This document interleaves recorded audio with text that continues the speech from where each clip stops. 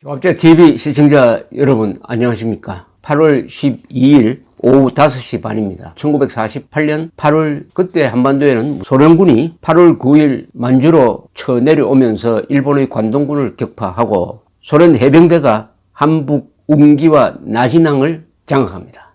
이렇게 해서 마지막 전쟁이 태평양 전쟁의 마지막이 한반도로 넘어오는 순간이었습니다.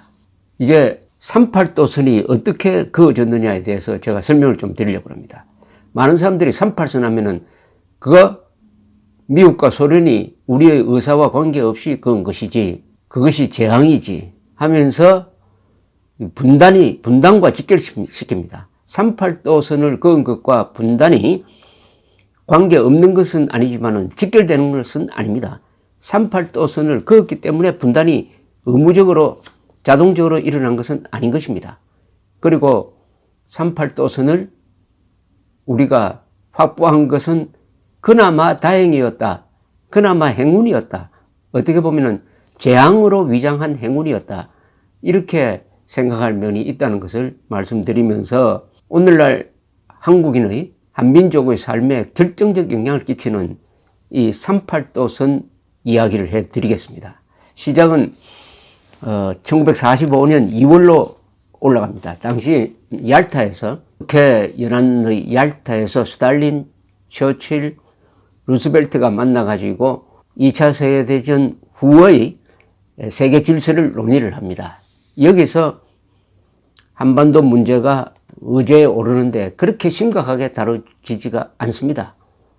그때 한반도에 대해서는 사실상 전략적으로는 별 관심이 없는 때였습니다. 다만 루스벨트는 일본과 싸우는데 태평양 전쟁에서 너무나 많은 희생을 겪고 있으니까 스탈린에게 참전해달라고 합니다. 스탈린에게.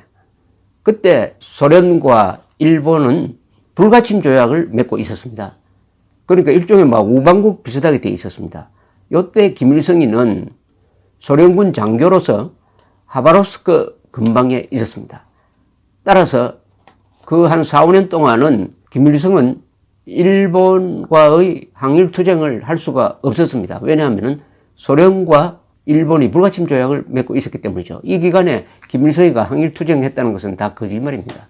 백두산 밀령에서 투쟁했다는 건 다 거짓말입니다. 사기입니다. 어쨌든 루스벨트는 스탈린에게 얄타 회담에서 참전을 해달라 이렇게 요청을 합니다. 그러니까 스탈린도 유럽에서 완전히 승리한 다음에 90일 이내에 3개월 이내에 참전하겠다. 만주로 진격하겠다. 이렇게 다짐을 합니다. 5월 초에 드디어 히틀러가 자살하고 독일, 이탈리아가 항복함으로써 유럽에서의 전쟁은 끝났습니다.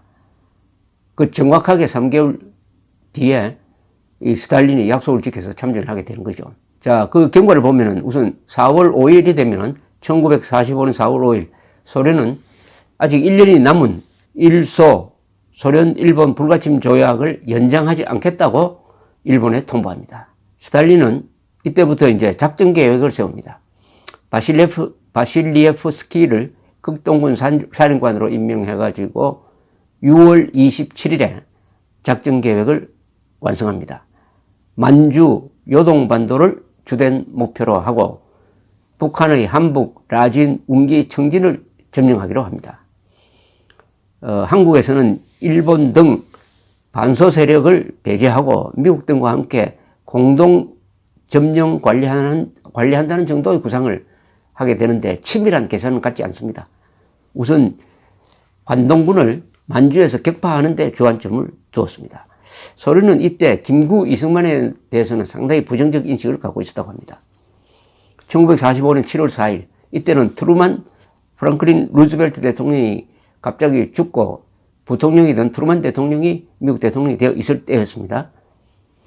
1945년 7월 4일 미국 전쟁부의 전략정책단은 일본과 한국을 미국, 소련, 영국, 중국이 분할 점령하는 구상을 했습니다. 구상을 했다는 겁니다. 이게 확정된 게 아닙니다. 7월 10일에는 합동전쟁계획위원회가 미군이 일본과 한국의 남부를 점령하는 계획을 토의하는 정도로 거쳤지 여기에 확정된 계획이 없었습니다. 한국을 어떻게 할 거냐?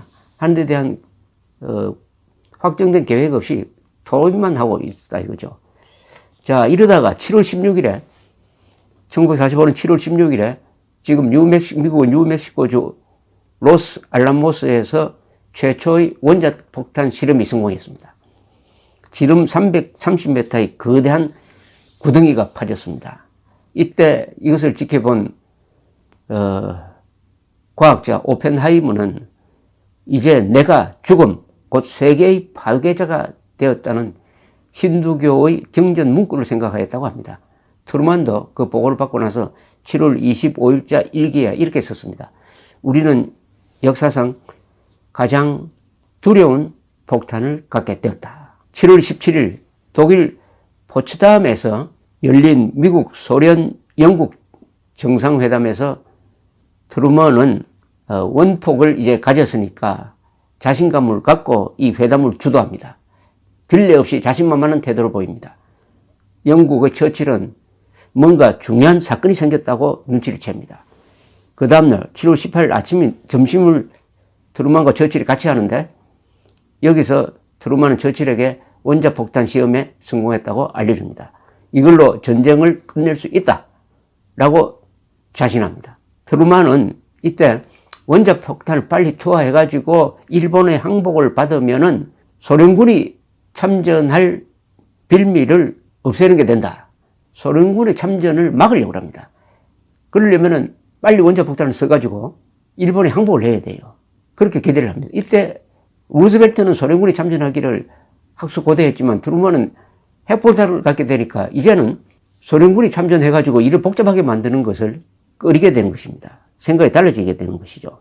워싱턴에서는 원자폭탄으로 이제는 일본은 물론 한국도 단독 점령이 가능하다 하는 견해가 이렇게 등장을 합니다. 7월 24일 트루먼은 포츠담에서 스탈린에게 우리가 새로운 무기를 만들었다고 좀 지나가는 것처럼 슬쩍 이야기를 합니다. 스탈린은 잘 사용하기를 바란다라고 시큰둥한 반응을 보였습니다.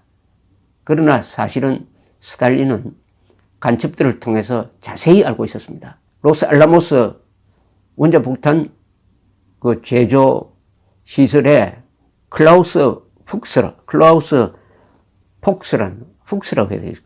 푹스라는 간첩이 들어가 있었습니다. 당시에는 영국 사람이었습니다. 그리고 워싱턴 주재 영국 대사관에 소련 간첩이 있었습니다. 맥클린이라는 간첩이 또 원폭 관계 임무를 담당하고 있었어요. 그때 원폭 개발에 있어서 영국과 미국이 적극적으로 협력하면서 정보를 공유하고 있을 때입니다.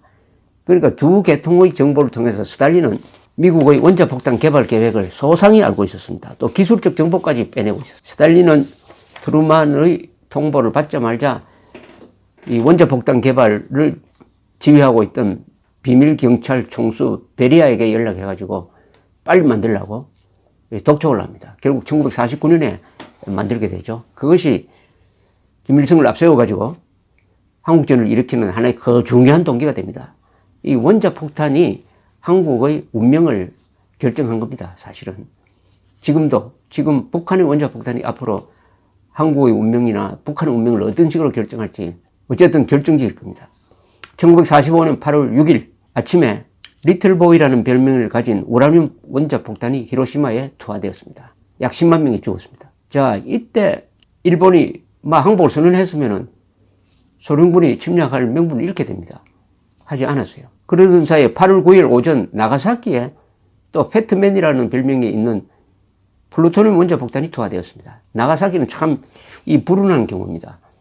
원래 원자폭탄을 그날 8월 9일 목표는 어디였느냐 하면은 규슈의 제일 북쪽에 있는 고쿠라 지역이었습니다. 지금 기타 규슈. 원자폭탄을 실은 B-29가 그 상공을 선회하는데 안개가 끼고 해가지고 제대로 표적을 맞출 수가 없었어요. 그래서 후보 지역으로 설정했던 나가사키에 와가지고 또 원자폭탄을 떨어뜨리려고 선회를 하니까 또 구름이 끼어서 그냥 돌아올까 하는데 마지막에 구름이 열렸습니다. 그게 원자폭탄을 투하한 거죠. 나가사키에. 이렇게 해서 히로시마, 나가사키에서 수십만 명이 죽고 한국 사람 또한 여기서 수만 명이 죽고 또 수백 명의 미군 포로들도 같이 죽었습니다. 이 일본의 대응을 보면 이렇습니다. 7월 26일 7월 하순이군요. 7월 하순 포츠담 독일의 포츠담 회의에서 미국, 영국, 소련의 공동 성명으로 일본의 무조건 항복을 요구를 합니다. 그런데 거기에 대한 반응이 8월 2일에 나옵니다. 일본은 무조건 항복을 요구한 포츠담 선언을 묵살하겠다고 발표를 합니다. 이때 사실은 일본은 정보기관 여러 스위스 등등을 통해서 연합국과 항복 조건을 타진을 하고 있었어요. 그 중요한 조건이 천황제를 유지하는 것이었습니다. 천황제를 유지하도록 해주면은 항복하겠다고 했는데 그게 확실한 대답을 주지 않습니다. 그러는 사이에 이 항복 이야기를 일본의 전쟁 지도부에서 꺼내니까 군대가 강력하게 반발을 했습니다. 결사항전을 주장했습니다. 그러니까 외교를 맡은 사람도 어떻게 할 수가 없어가지고 일단 묵살을 발표를 합니다. 거부라고 발표를 하면은 완전히 이거는 끝나는 건데 묵살, 그보다 약한 단계, 묵살이라고 발표했는데도 연합국은 이건 거부다. 거부를 의미한다라고 판단을 했습니다. 이때 만약 8월 2일 날 일본이 항복하겠다. 며칠 시간을 달라 했으면은 소련군은 전쟁에 개입하지 못했을 것입니다. 그렇다면은 일본은 원자폭탄도 맞지 않고 우리는 38선으로 분단되지도 않았을 것입니다. 바로 이 결정적인 시기에 며칠, 한 일주일 정도 늦추는 바람에 원자폭탄도 맞고 한반도는 분단이 되었습니다. 이 결정적인 순간일 때는 사소한 것이 엄청난 영향을 끼치게 되는 것입니다. 이 역사의 교훈입니다. 이 크게 돌아갈 때 작은 실수는 그것은 치명적 결과를 낳는다 하는 것을 볼 수가 있습니다. 이 38도선 이야기는 그 전부터 미국 사람들의 또는 일본 사람들의 러시아 사람들의 머릿속에 있었던 하나의 개념입니다. 한반도의 가장 가운데를 가르는 것이 38도선이니까. 예컨대 이렇습니다. 1903년 러시아는 러일전쟁 전입니다. 일본에 39도선을 경계로 조선을 분할하자는 제의를 해서나 일본은 거부를 합니다.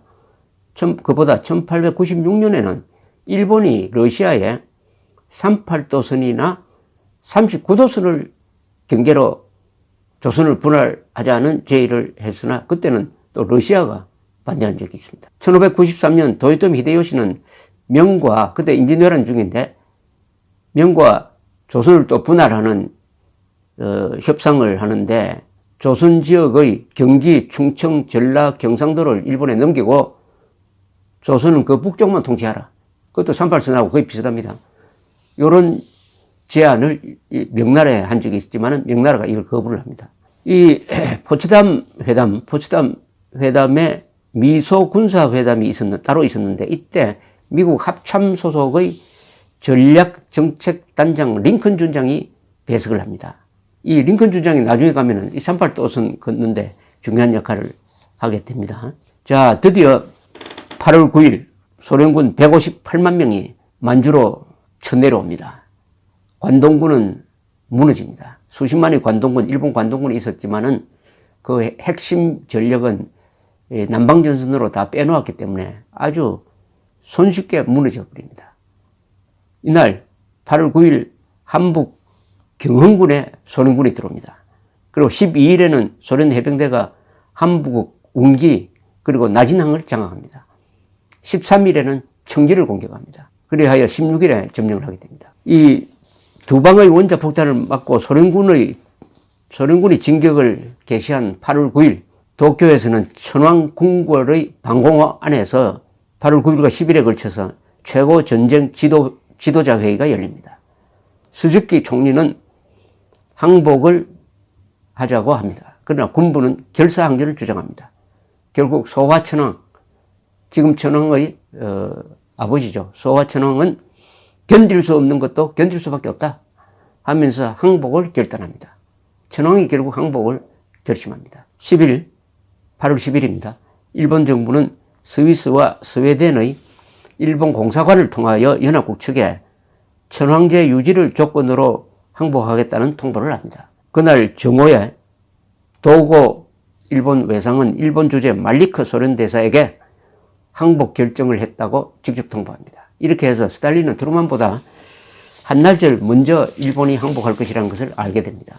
그러나 전투는 계속됩니다. 항복이라는 것은 확실한 약속이 있어야 그게 휴전으로 구체화되는 것이죠. 8월 10일 오전에 트루먼 대통령은 워싱턴 시간입니다. 8월 10일 오전 트루먼 대통령은 일본이 항복하겠다는 통보를 받은 직후에 긴급 강요회의를 소집합니다. 일본의 항복 제안을 받아들일 것이냐 마느냐로 이제 토의를 하는데, 번서 국무장관은 일본이 요구하는 천황제 유지는 받아들일 수 없다고 반발하지만은 스팀슨 전쟁장관, 이때 전쟁장관은 육군장관입니다. 이때는 미국의 국방부가 없었습니다. 각 상군이 따로 놀았어요. 공군은 해군에 소속되어 있었습니다. 스팀슨 전쟁장관, 포레스탈 해군장관이 일본의 항복 제의를 수락하자라고 이야기를 합니다. 수락을 건의합니다. 그래서 트루먼은 일본의 항복을 수용하기로 결정을 합니다. 이 자리에서 미국이 한국 전역을 점령하여야 한다는 해리만 등의 건의가 있었지만은 트루먼은 미군이 전개되는 데는 시간이 걸린다면서 한반도는 분할 점령해야 한다는데 원칙을 세웁니다. 그때 가장 가까이 있었던 미군은 오키나와에 있었어요. 오키나와에 아주 한 10,000명 이상이 죽는 격전을 통해서 겨우 오키나와를 점령한 상태였습니다. 그런데 가장 가까이 있는 소련군은 이미 당시에는 함경북도 지역에 들어와 있었습니다. 한반도를 미군만이 점령한다는 것은 이미 불가능하게 되었어요.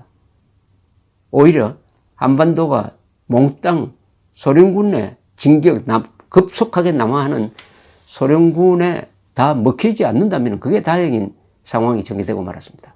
역시 군사적 상황이 절대적인 요건이죠. 8월 10일 저녁입니다. 전쟁부 차관보, 전쟁에서 육군입니다. 육군 승리를 의미하는데 그때는 전쟁부라고 그랬습니다. 전쟁부 차관보 존 맥클로이는 그 파견 근무를 하고 있던 두 육군 대령 딘 러스크와 찰스 본스틸을 부릅니다. 그래서 한반도에 미군과 소련군이 분할 점령할 수 있는 선을 한번 그어보라고 합니다. 그건 어떤 지침을 주는 게 아닙니다. 미군과 소련군이 한반도를 어떻게 분할해서 점령할 것이냐, 선을 한번 그어보라고 그래요. 딘 러스크는 나중에 국무장관이 되는 분이죠. 그리고 찰스 본스틸은 나중에 유엔군 사령관, 주한미군 사령관이 되는 사람입니다. 한반도와 아주 평생 관계를 갖게 되는 두 대령이 지침을 받고 옆방으로 갑니다. 그 지침이란 것은 간단합니다. 가능한 넓은 지역을 확보하라. 그러나 미군의 능력도 고려를 해야 된다. 이렇게 된 겁니다. 두 대령은 옆방으로 들어가서 내셔널 지오그래픽 잡지가 있지 않습니까? 내셔널 지오그래픽의 한반도 지도를 보면서 맨 가운데 있는 38도선을 분할 점령선으로 결정합니다. 한국인의 운명을 결정하는데 30분밖에 걸리지 않았다고 합니다. 러스크의 회고에 의하면 38도선 이남에 서울과 부산항이 있다는 점이 크게 고려되었다는 겁니다. 2대 도시가.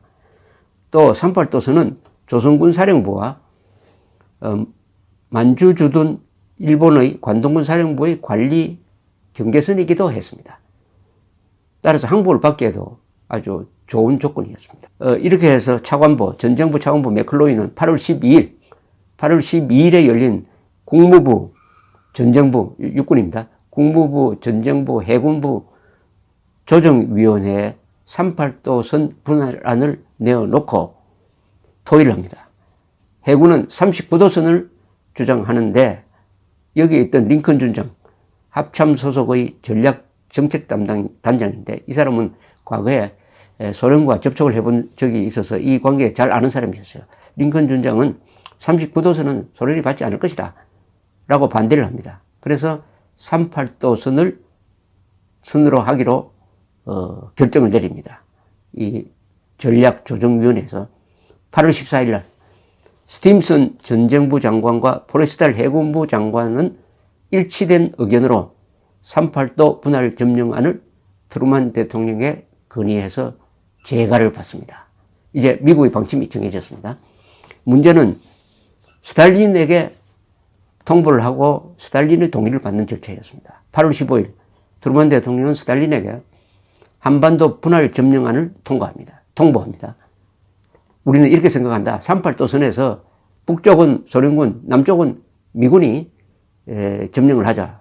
그러면서 오키나와에 주둔하고 있는 미 24군단을 한국으로 보내도록 메가더 사령관에게 미리 지시를 해놓습니다. 스탈린은 8월 16일 바로 다음 날입니다. 미국의 제안을 수락합니다. 이때 워싱턴은 깜짝 놀랍니다. 며칠 더 생각할 줄 알았는데 적극적으로 받아버립니다. 이것은 정말 한국으로서는 행운일 수가 있습니다. 왜냐? 스탈린이 그때 그렇게 복잡하게 할 것 없다. 이미 북한 쪽에 우리 소련군이 들어왔으니까 이제 부산까지 가겠다. 한국은 우리가 점령을 하겠다.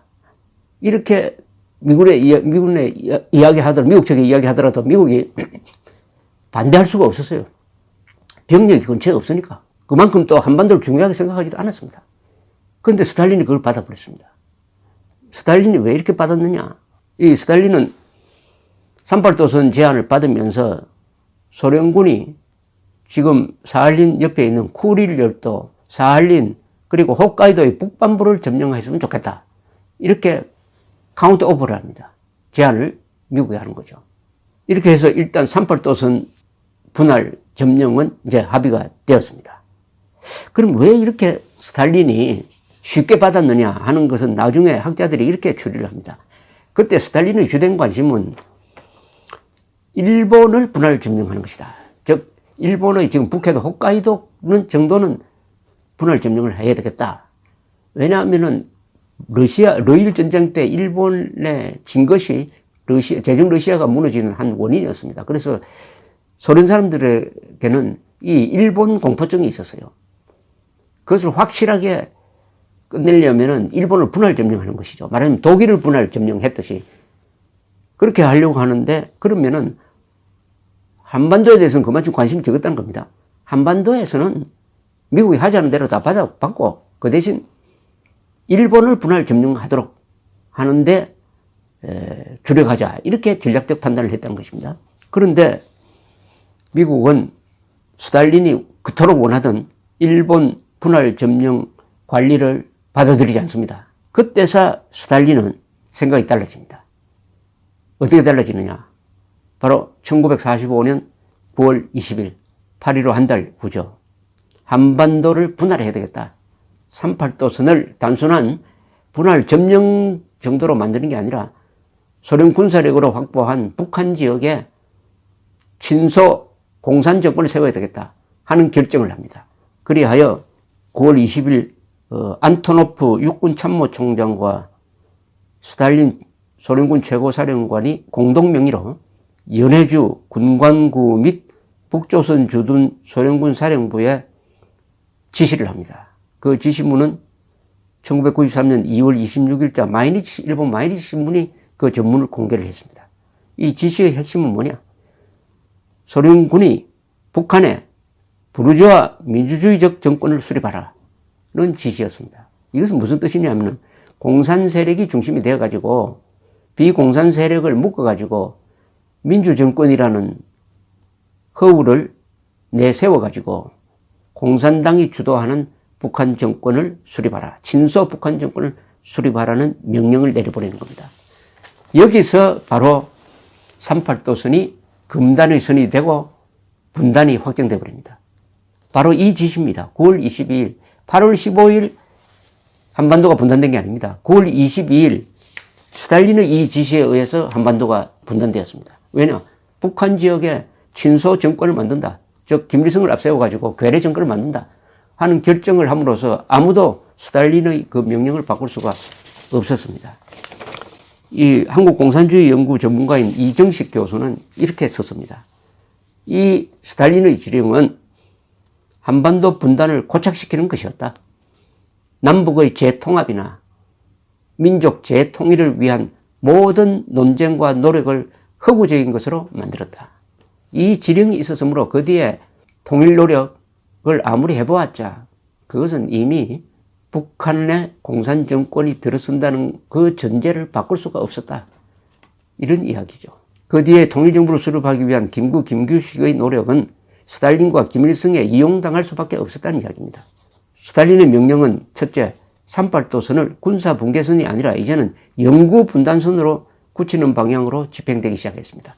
소련군은 주한미군의 38도선 자유왕래를 논의하자는 제안을 거부합니다. 교통과 통신도 차단합니다. 따라서 38도선이 한반도를 분단시킨 책임은 전적으로 스탈린에게 져야 합니다. 이승만만이 이 상황을 정확하게 보았습니다. 이승만이 이런 스탈린의 지시가 있었다고 당시 알지는 못했지만은 이미 북한 내 소련군이 주둔함으로써 이제 우리는 남아있는 38도선 남쪽에만이라도 자유민주주의 공화국을 만들어야 한다.